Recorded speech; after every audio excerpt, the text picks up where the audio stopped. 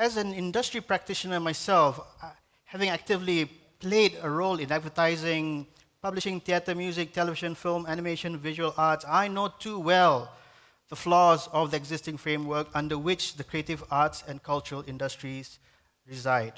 Regardless, though, of the flaws of the current framework, we cannot also blind ourselves to how, in the past 5 or 10 years, nearly all industries across the global economy has seen vast disruption or industrial revolution, you may call it, and the creative industries has been as much affected by it, yeah? So much so that every industry, every institution, large or small, all practitioners have been challenged to innovate or risk being left behind. This is the stark reality that faces us today, with or without the COVID.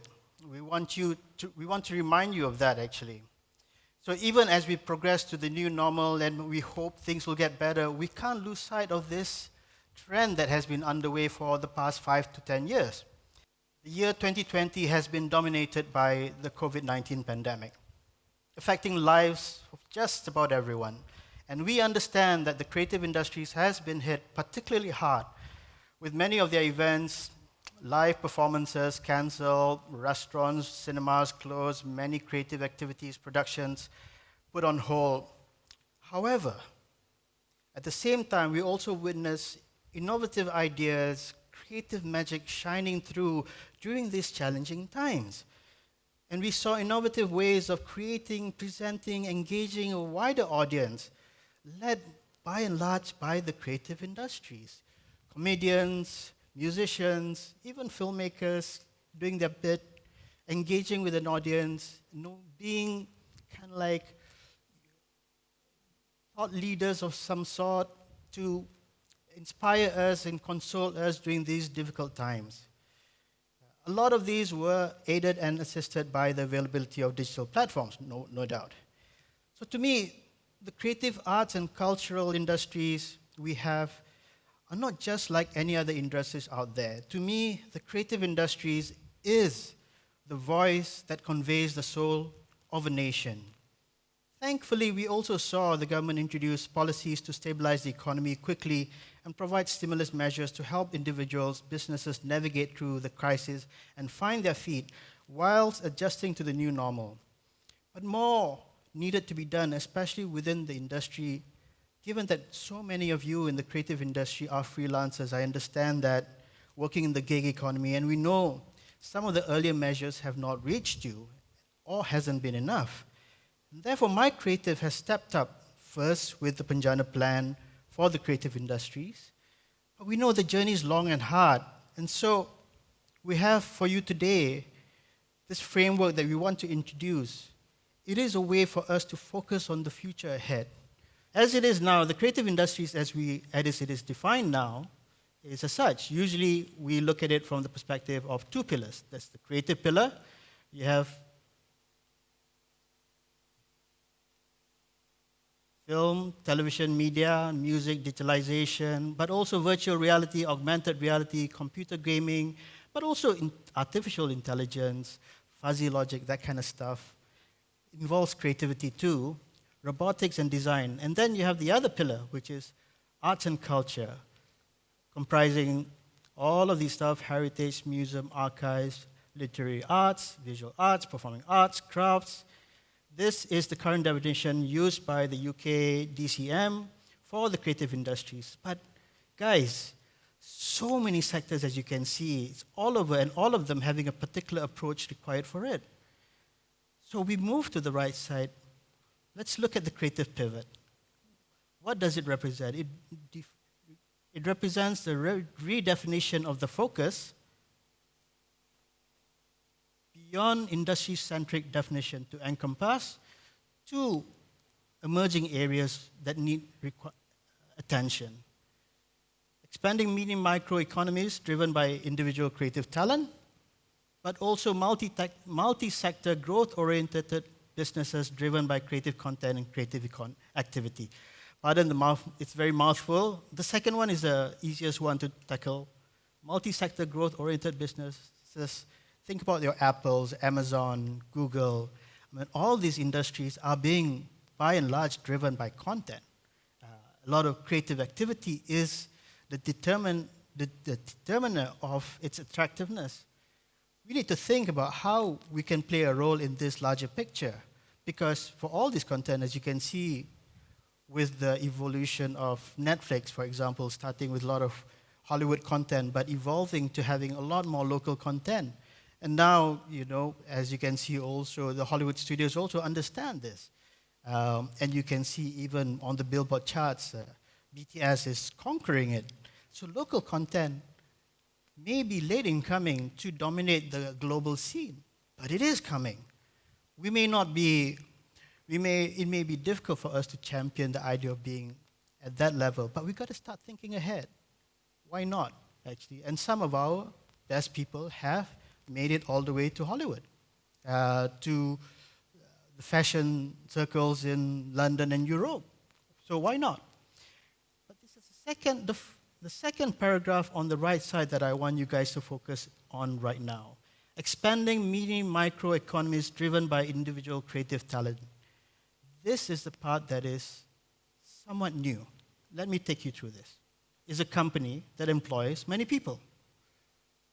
But with the creative economy, it amplifies the creative potential of individuals. So at the center, you have a creative talent, let's say a manga writer who creates a nice comic book.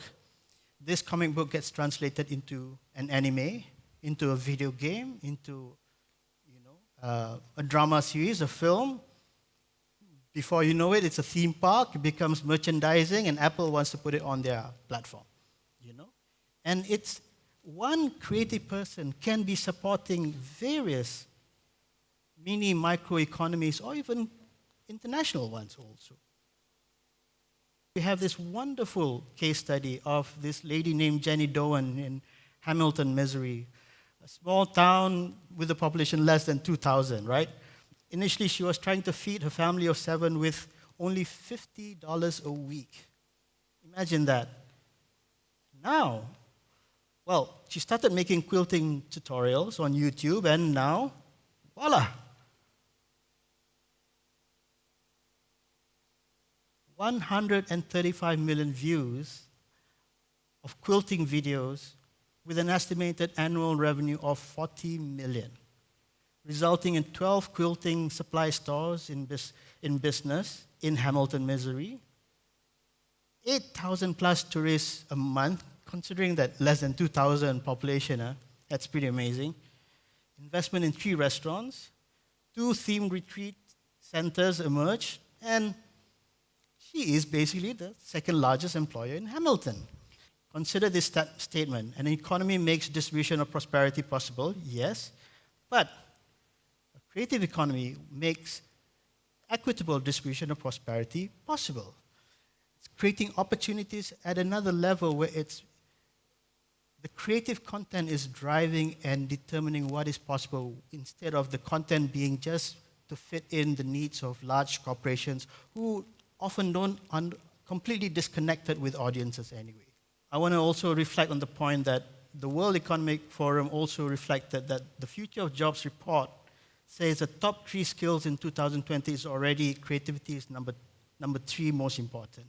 At the same time, 87% of creative jobs are at a low or no risk of automation. And we know how much of an impact automation has been already in our present society, in our technologies, and in our economy.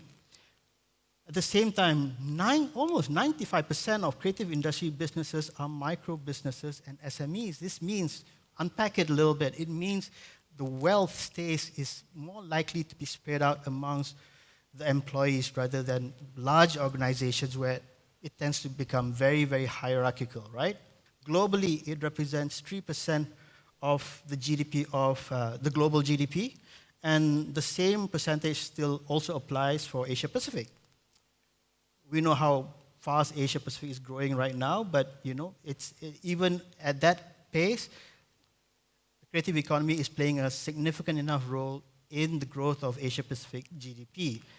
Now let's look at certain countries that are maybe make good comparison to Malaysia. You have the United Kingdom that is generally considered to be the kind of like the gold standard of a very successful, well-organized, well-structured, well-incentivized creative industry. It's going at a 5% contribution to the national GDP. Well and good. Singapore is doing slightly better than the global percentage. But look at Indonesia.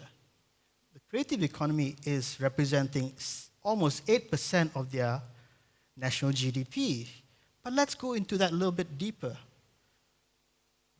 The contribution economically to the national GDP from creative economy for Singapore is almost 18 billion in revenue, whereas for Indonesia, it's barely 80 million.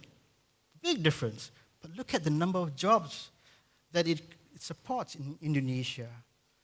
So this is what we are trying to advocate. There is perhaps during this difficult time, there is an opportunity to shift some degree of attention to the creative industries because there is a role it can play. There is a role it can benefit a lot of our population also beyond the urban centers also.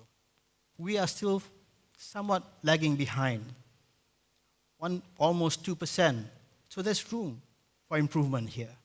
And by the way, these are the numbers. And they see the creative economy represents 500,000 jobs. That's not insignificant. But I believe we can grow that. And we, the creative economy, the creative industries, can create jobs and opportunities if we get ourselves organized. As a parting note, I just wanted to say that we know that there's a lot of talent and creativity in Malaysia. Whenever I travel internationally, people say, Malaysia, wonderful place. We love being there because there's so much, you guys are so adaptive, flexible. I think it comes from our multiculturalism. And when I talked to some of my friends in the industry, I had a long list of industries that I played around with before. And a lot of my friends are like that too. We have to be multifaceted because opportunities are few and far between. So we improvise. We do a little bit of theater. We do TV. We write scripts. We help out visual art shows for our friends. That is our strength. That is our opportunity.